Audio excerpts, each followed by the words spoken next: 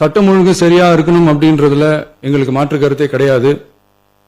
கண்டிப்பா law and order கரெக்டா இருக்கணும், கரெக்டா இருக்கும், இருக்க வைப்போம். அதே மாதிரி பெண்கள் பாதிக்கப்படுறதையும் இங்க யாராலையும் சகிச்சுக்கவே முடியாது. அதுக்கான கடுமையான நடவடிக்கைகள் நம்ம அரசு எடுத்துக்கிட்டு இருக்கிறோம். இந்த சிங்கப்பெண் சிறப்பு அதிரடிப்படை கூட அதுக்கான ஒரு ஃபர்ஸ்ட் ஸ்டெப் தான். அதே மாதிரி இந்த போதைப் பொருள் நடமாட்டம் அதை கண்ட்ரோல் பண்றதுக்கும் நம்ம அரசு கடுமையான நடவடிக்கைகள் எடுத்துக்கிட்டு இருக்கிறோம். அதையும் கண்டினியூ பண்ணி எடுப்போம். மாண்புமிகு பேரவைத் தலைவர் அவர்களே, இப்ப நான் சொன்ன இந்த பிரச்சனைகள்லாம் 2026 போன மாசம் மே மாசம் 10ஆம் தேதி புதுசா வந்துடல. இதெல்லாம் பல வருஷமா இருக்கிற பிரச்சனைகள் தான், பல வருஷமா கண்டுக்காம விட்ட பிரச்சனைகள் தான்.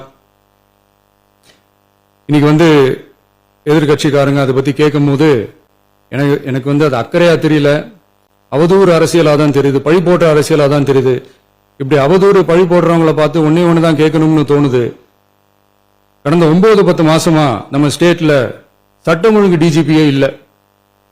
சட்டம் ஒழுங்கு டிஜிபியை போடுங்கன்னு சொல்லி எல்லாம் ஓஞ்சி போயிட்டோம். போன ஆட்சியில நடந்ததுக்கெல்லாம் இப்பதான் விடையே கண்டுபிடிக்கிறோம் நம்ம ஆட்சியில்.